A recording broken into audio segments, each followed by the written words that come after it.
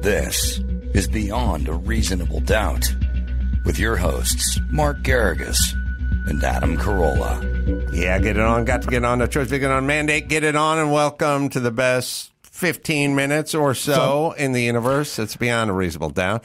That is Mark Hard Out Soft Taco Garrigus over there. And, you know, the people who don't understand the hard out soft taco, I feel for them because they go to a different place than they should. It shows their inclination, right? It's revealing. Yes, it's very revealing. It's like a Rorschach test for your soul. And you're traveling this week. Yes, I'm going to my Philly. And I'm going to, last time I went to Philly, I made the mistake of going to my dad's old neighborhood in South Philly. Oh, my goodness. Never been more depressed in my life. But I did have an interesting realization, which is South Philly is a mess. I mean, it is just, mattresses out in the sidewalk and the whole thing. And then I crossed the street, and it was immaculate. Clean. Nothing. No leaves, no mattresses, no graffiti. No. I crossed one street. And there was. And now I got to ask questions, right? I go, what is this? Some sort of gerrymandering thing where this is some other district or sometimes you'll get the thing where it's like that. I grew up on a street in North Hollywood. My dad's farmhouse was like $12,000. He bought it like 1974. The street it was like, oh, that's the county runs that street. They don't do it. The city does I thought it was something like that. I said, what's going on this side of the street versus that side of the street? And somebody said, this side of the street's the Asian side of South Philly. Wow. And I went, oh. Wow. And then I pictured all them picking up their trash when they were leaving stadiums, and everyone else is throwing trash at the players. And I thought, yeah, that explains it. That's something. I went to college in Philadelphia, and there was they were going back. This is in the 70s, obviously, and they were going through kind of a gentrification back then in various neighborhoods. And it's interesting you say that because West Philly was more challenged than the ones that were adjacent. How'd you get to that college?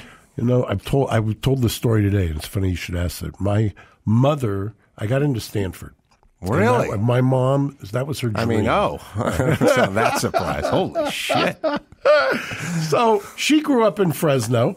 And for her to have a son that goes to Stanford, that's kind of the Armo dream. I think old man wanted me farther away from home. And so he and a guidance counselor I had convinced me that I would do best at a small liberal arts school, which was Haverford College. And if you say it fast, it sounds like Harvard. Right. And so Haverford is on... you take the Paoli Local from Center City, and it's right there on the main line, gorgeous campus. It back then was all men, and its sister campus, even though it really wasn't, was Bryn Mawr. And so you got into Stanford. Yeah, but turned it down. And to the day she died, when she was still coherent, my mother would always tell me, just think if you had just gone to Stanford, what you could have done with your life. You have even bigger airplane now. Wow. So it's funny that I've told that story twice today. Interesting today also, I was telling Gary, I know that in the legal world, the Idaho extradition of this young man who was a criminology major is the case that everybody's talking about in the legal world. And I guess that's interesting. But I'm actually right now more interested in what's going on the House floor and the failure. What is this, Gary? They're on how many votes? Fourth ballot last time I checked. And this is the first time it's taken more than one in over 100 years. In 100 years. And Kevin McCarthy, who's here from our backyard Bakersfield, is unable. And there's been a couple of missteps, I think, that he's made on negotiating this thing, because he actually said, okay, if you vote for me, I'll eliminate the rule and make it kind of an instantaneous removal if you don't want me. And so he did that. They apparently passed that rule today, and he still didn't get the votes. So he's now created a new thing in the House that is of fairly recent vintage. He has not been elected, and where they're going tomorrow? Yes, I believe that's true. The reason I bring it up is I'm always fascinated by negotiations, whether it's in the law or politics. And here's a negotiation going on. And, Jim Jordan is kind of trolling Kevin McCarthy. And so it's kind of interesting to watch because he's getting 20 votes for him, which means McCarthy doesn't get anywhere near the majority that he needs. And although Jordan's saying he's supporting McCarthy. So it's kind of a very interesting troll, if you will. I love Jim Jordan. He asked me to speak in front of Congress. I remember that. And I went to his office and stuff like that. I just love that guy. I know he bothers the shit out of a lot of people. Oh, he drives people nuts. But the thing about him that's interesting, he's got a skill set. Whether you like him or not, there's a skill set that you have to appreciate. Well, my feeling, I'm at the point with politicians that I am with any human being, which is I do not care if we disagree anymore, but you need to articulate your points and you need to make points. You know what I mean? Like when Nancy Pelosi's like, the people are going to do what they do. Who cares? Whatever. There's so much. We named a podcast after that. Yes. Yeah. There's so many people that are just sort of marbly mouthed. I don't even know what you're talking about. That lay it out, be concise, articulate your point, and I will respect you even if I disagree with your point. So today I was watching. Gary, did you find this tape? Let's see if you. Okay, take a look at this. And Jim lays it out. Jim makes his point rat-a-tat-tat. So Adam and I are watching a piece of tape, which appears to be AOC and Matt Getz. Oh, God, they hate him. Right. So don't you wish you had a lip reader? Yeah, we're just playing it as B-roll because there's no audio on this. I know. But, I wish there was a lip reader or somebody who could, because I suspect that she's over there. It was reported that he was asking her if the Democrats were going to save McCarthy. And she was assuring him that they were not. They were all going to vote for their guy. But he was concerned because he's part of the consortium of the 20 people who are fighting against McCarthy. So he was concerned that McCarthy was going to cut deals with the Democrats to vote present instead of voting for a Democratic speaker. Isn't that interesting? Because I'm trying to figure out how they're going to break the logjam. And that's fascinating you say that because I thought when I saw the tape of AOC that she had some plan to maybe wring some concession out of McCarthy to give him 20 Democratic votes. I got to say, in general, and maybe it's all the news outlets, or maybe it's just getting old, or I don't know. I would like, when I was a kid, the only thing my dad told me is children should be seen and not heard. Just go somewhere. There's a table. You have your own little table for Thanksgiving. Get away from us. And my father used to say, I don't need a 40-year-old playmate, neither do you. So, right. There was a different fathers and son dynamic. And we didn't need a cell phone. All you needed was a dime. Right. Here's a dime. Leave. Go break into a movie theater and sit there all day or do something. And then when you're done doing whatever it is you're doing, put this dime into a phone and call me and I'll come pick you up. So that was it. Just gone. Very low impact. I don't think my dad knew half of what I was doing or into. I didn't know half of what he was doing or into. Ask me what my dad's favorite scotch was or nightclub or steakhouse. My answer, I have no idea. We didn't talk about anything. He didn't do anything. And if you asked him, he didn't even, when I was on cable, none of my family had cable. Cable was considered too rich for their blood in 2002. Was it your grandmother who, at the time you had 2 shows on cable, asked the table for one reason to get cable? That was my mother. Oh, sorry. My mother announced to a table, a family, a group at dinner, I got another flyer wanting me to sign up for cable, $17 a month. I can't really justify that. Can anyone here at this table give me one good reason why I should get cable? I had 2 shows on cable. 2 shows. Both successful shows. Both. It was probably 1999 or 2000. I had 2 successful shows on cable. That's how far removed I was with my family. My family was removed from me. I'd like to get back to that with politicians. Every time I turn on the TV, there's a politician up there. Somebody's grieving and someone's been upset. Someone's angry. We want to pass a stimulus package for $2 trillion, and we're going to give money back to this aggrieved group. And then I've got a policy. I'm putting this policy in place by 2025. No more solid BMs. It's hurting it's hurting the environment. Like, it's a proclamation. It's more money. It's more regulation. Can we just get back to kind of, especially in California, it's like you cannot wash your clothing between the hours of 2 in the afternoon and 5 p.m. If I see someone watering their lawn, a neighbor can call this hotline and we'll send the feds over. It is so insanely intrusive now. Can we dial it back? You may be getting what you asked for. We started this with the discussion is the Idaho murders, a horrific crime. That, for the last 5 or 6 years, that kind of either missing white woman or pretty white woman kind of staple of cable news kind of receded. Yeah. And now it's come back with a vengeance. We're kind of back to where we were 6 years ago. I used to laughingly say every time there's a missing white woman or a blonde pretty woman, I'm on speedy dial of some booking producer. Oh, right. And you see, and it's, I don't know what the phenomenon is. My knee-jerk reaction is politics isn't as interesting anymore, so now they have to go back to whatever drives ratings. And we've now learned more about the guy that they've arrested.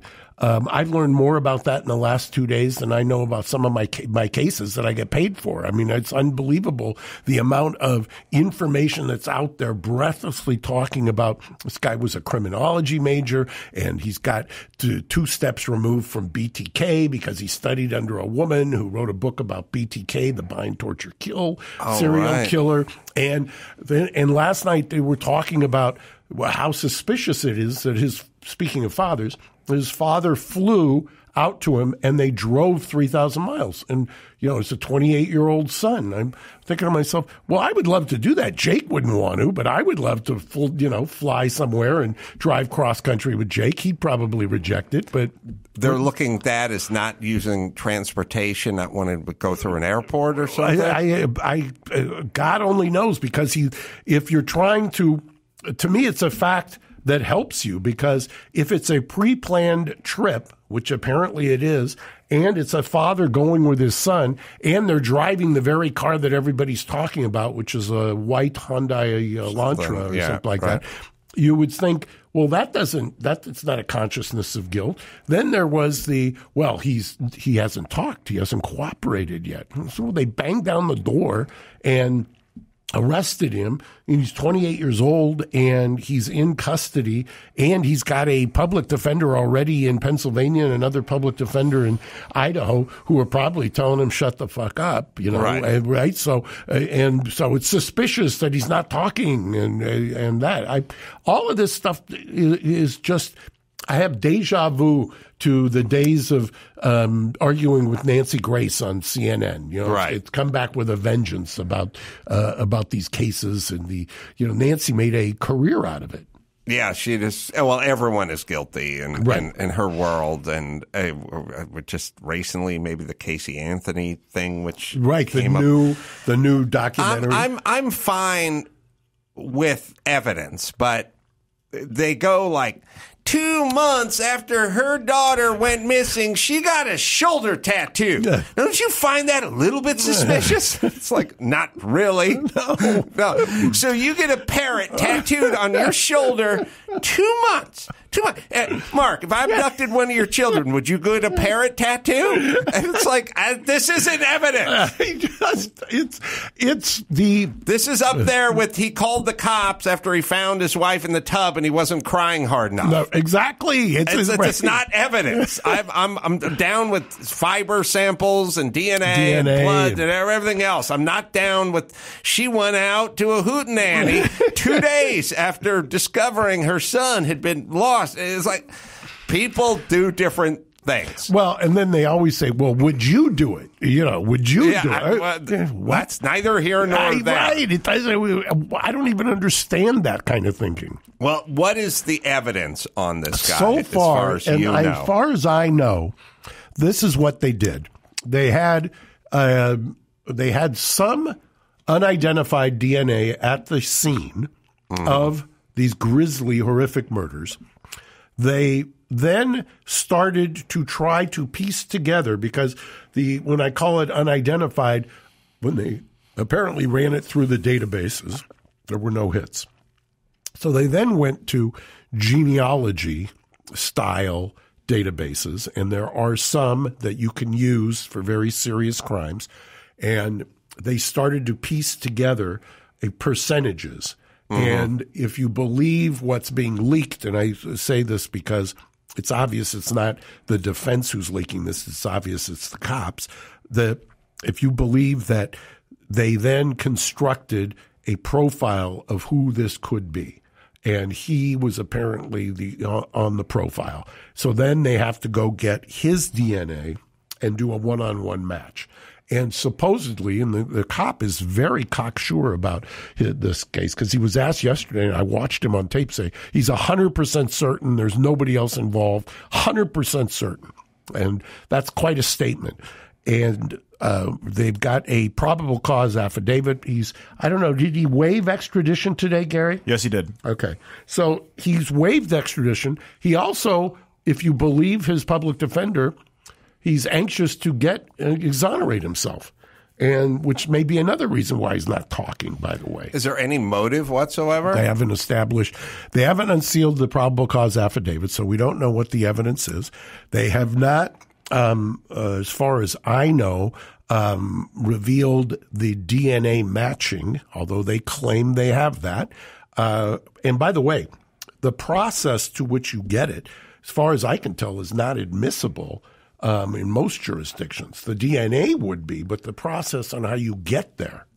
Meaning they went through his garbage and got half a sandwich? He got pulled over twice in Indiana, if you believe what the family says.